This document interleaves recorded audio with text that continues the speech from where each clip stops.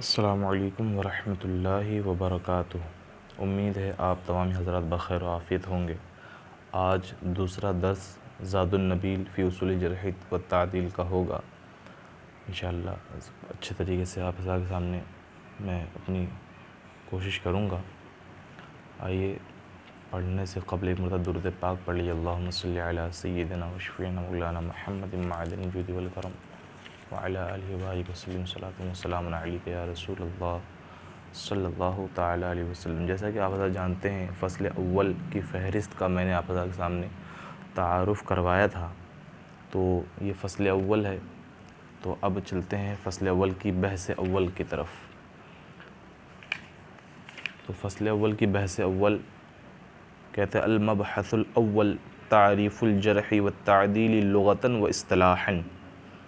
پہلی بحث جرح اور تعدیل کی لغوی اور اصطلاحی تعریف کے بیان میں ہے، یعنی جرح کا لغوی معنی اور اصطلاحی معنی، تعدیل کا لغوی معنی اور اصطلاحی معنی بیان کریں گے۔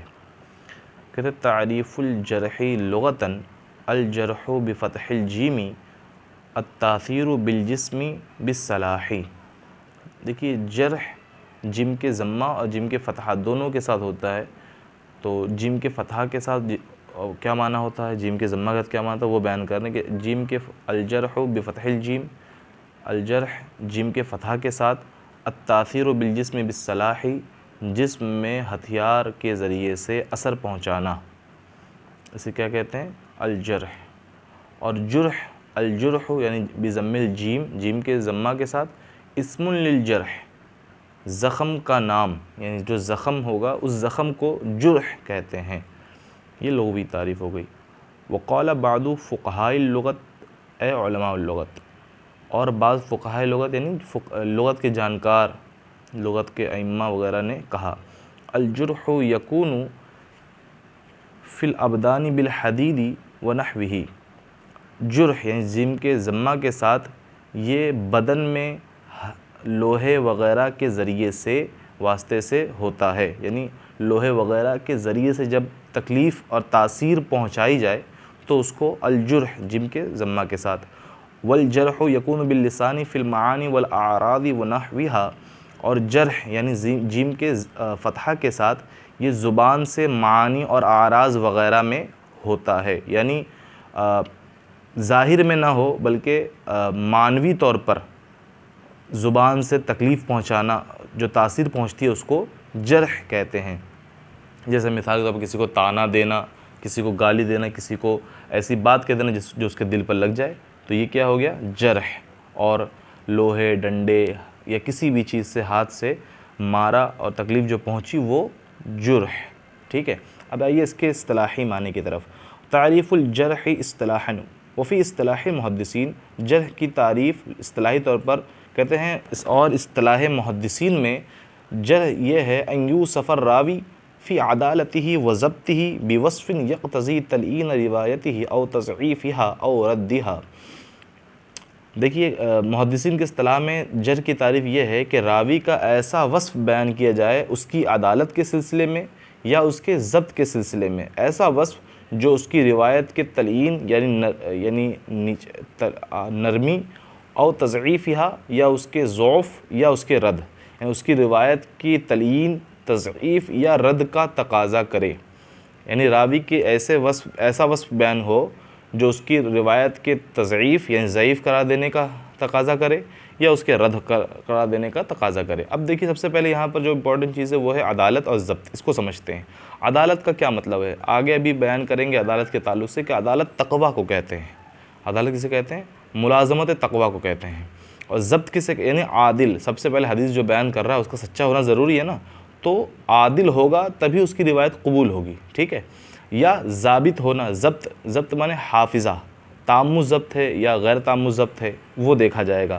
تو اس سلسلے میں عدالت راوی تو جانتے ہیں روایت کرنے والا، حدیث روایت کرنے والے کو راوی، تو راوی کی عدالت اور اس کے ضبط کے سلسلے میں ایسا وصف بیان کیا گیا ہو جو اس کی روایت کی تلئین یعنی کمزوری یا تضعیف یا ضعف یا او ردہا یا اس کے رد کا تقاضا کرے، یعنی ایسا وصف اگر بیان کیا جائے اس کی راوی کی عدالت یا ضبط کے سلسلے میں جو اس کی روایت کو ضعیف قرار دینے یا مردود قرار دینے کا تقاضا کرے تو اس کو کیا کہیں گے؟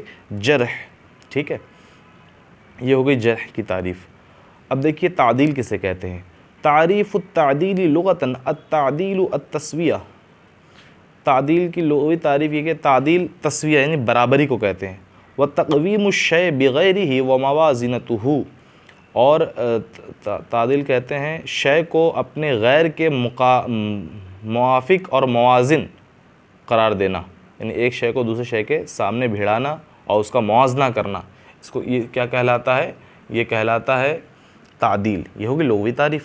ٹھیک ہے، اب آپ دیکھیں کہ تعریف التعدیل اصطلاحاً، اصطلاحی تعریف، تعدیل کی اصطلاحی تعریف.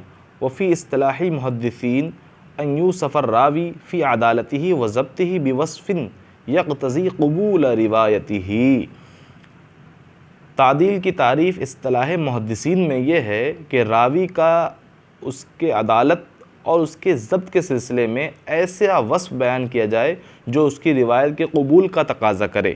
یعنی وہ بتایا جائے کہ بھئی یہ بہت بڑا عادل ہے، بہت بڑا ضابط ہے، تام و ضبط ہے اس کا، تو یہ ایسا وصف ہے جو اس راوی کی روایت کے قبول کرنے کا تقاضا کرتی ہے. تو یہ کیا کہلائے گا؟ تو ایسا وصف بیان کرنا جو راوی کے روایت کے قبول کا تقاضا کرے وہ کیا کہلائے گا؟ تعدیل. گویا کہ ایک بات یہ بھی پتہ چلی، جرح اور تعدیل یہ دونوں کیا ہے؟ وصف ہے. کس کے؟ راوی کے. راوی کا وصف، یعنی راوی کے ایسا وصف جو اس کی کمزوری کو بیان کرے تو وہ جرح اور نیچے لے کے جائے گا، جرح کہلائے گا اور نیچے لے کے جائے گا راوی کی روایت کو سندن. ٹھیک ہے، اور دوسری تعدیل. تعدیل یعنی راوی کی روایت راوی کے ضبط اور عدالت کے سلسلے میں تعریف ہوگی، ہے نا، اس کی روایت کے قبول کرنے کا تقاضا ہوگا، تو ایسی صورت میں اس کو کیا کہیں گے؟ تعدیل، اور اس کی روایت اس سے اور زیادہ مقبول ہو جائے گی. اچھا، آپ ایک چیز اور دیکھیے گا، یہاں پر حضرت نے ساری چیزوں کی جو ہے حوالے دے دیے ہیں. یہ لسان العرب ہے، یہ لغت ہے، عربی لغت ہے، یہ کئی جلدوں میں ہے یہ، اور یہ مجمل اللغہ ہے، یہ بھی بہت بہترین شاندار عربی لغت ہے. تاج العروس یہ بھی بہت بڑی لغت ہے. لسان العرب یہ بہت ہی اہم اور بہت ہی معتبر لغت ہے عربی زبان میں، عربی زبان میں عربی لغت ہے. ٹھیک ہے، اب دیکھیے یہاں پر پیچھے ایک جملہ آپ نے پڑھا، راوی کی روایت کی قبولیت کا تقاضا کرے. ٹھیک ہے، اور قبولیت سے کیا مراد ہے؟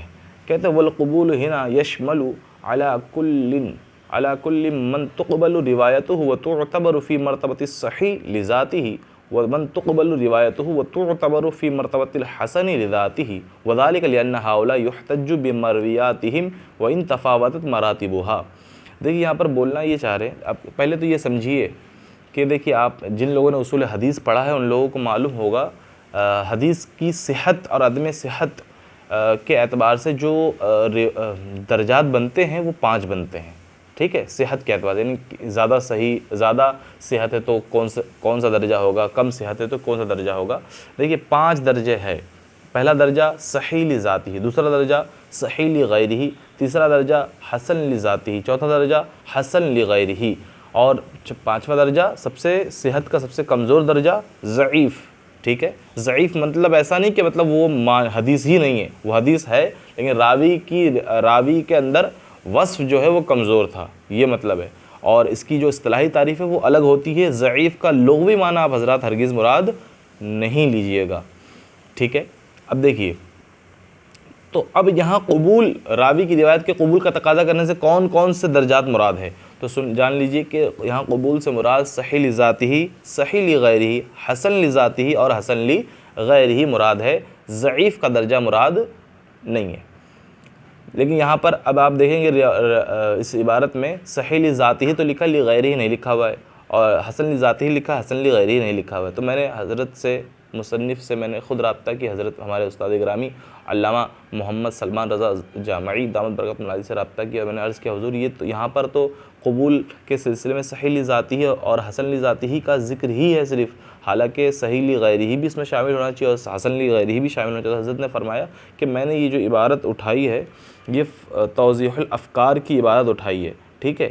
اور میں نے بزرگوں کی عبارت کو یہاں پر رکھنا زیادہ مناسب سمجھا ہے تاکہ بزرگوں کے الفاظ آپ حضرات پڑھیں, ہے نا. لیکن یہاں پہ یہ نہیں لکھا ہوا ہے تو یہاں بریکٹ میں آپ لذاتہ کے بعد لغیرہ ہی آپ حضرات لکھ سکتے ہیں, سمجھ رہے ہیں. اور اسی طرح لذاتہ کے بعد لغیرہ ہی یہاں پر بھی آپ لکھ سکتے ہیں. تو میں نے جب پڑھا تھا اس کتاب کو تو اس وقت ہی میں نے یہ یہاں پر لگا دیا تھا, لیکن پھر میرے ذہن سے نکل گیا تو میں نے حضرت سے دوبارہ مراجعت کی الحمدللہ.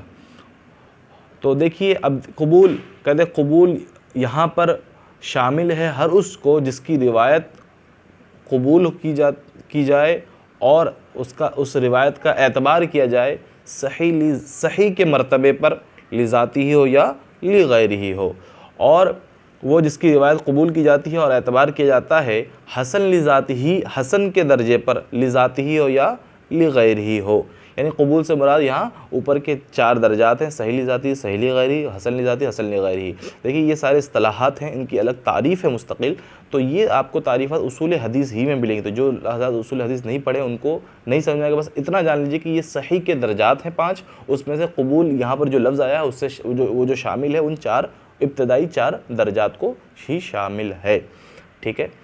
اور آگے بتایا دیکھو ذالک, اور یہ کیوں ہے ایسا, یعنی قبول ان سب کو شامل کیوں ہے کہ ذالک لأن ہؤلاء یحتج بمرویاتہم, وہ اس لیے کہ یہ تمام روایتیں یعنی صحیح لذاتی, صحیح لغیری, حسن لذاتی, حسن لغیری, یہ تمام ایسی ہیں جن کی روایتوں سے حجت قائم کی جاتی ہے. یحتج بمرویاتہم, ان کی روایتوں سے حجت قائم کی جاتی ہے. وَإِن تفاوتت مراتبها, اگرچہ یہ چاروں بھی آپس میں ایک دوسرے کے اوپر فوقیت رکھتے ہیں, ان کے مراتب متفاوت ہیں, الگ الگ ہیں. یعنی سب سے اوپر الگ ہے, اس کے نیچے, اس کے نیچے, اس کے نیچے, اس طرح 1 نمبر پہ 2 نمبر 3 نمبر 4 نمبر, ہے نا, جو ترتیب آپ کے سامنے ذکر کی ہے.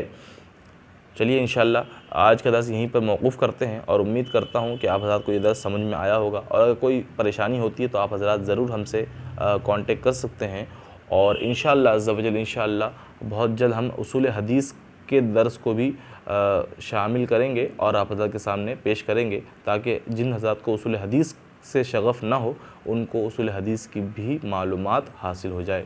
یہ جو تعریفات تھی, جرح کی لغوی تعریف, جرح کی تعدیل کی لغوی تعریف, جرح کی اصطلاحی تعریف, جرح کی تعدیل کی اصطلاحی تعریف, اس کو آپ حضرات زبانی یاد کر لیں تو بہت اچھی بات ہے. یہ بہت بہترین عبارتیں ہیں جو حضرت نے بڑی محنت سے یہاں جمع کی ہے. دیکھیے سب کے جتنے بھی اصطلاحات بیان کیے ان سب کے یہاں پر جو ہے حوالے دیے ہوئے ہیں, تو آپ حضرات اسے اگر زبانی یاد کر لیں گے تو زیادہ بہتر ہے, کیونکہ یہ ابتدائی کتاب ہے, اور یہ کتاب جو ہے آپ اس کتاب ابتدائی ہے تو ابتدائی کتاب قواعد یاد ہونے چاہیے آپ کو.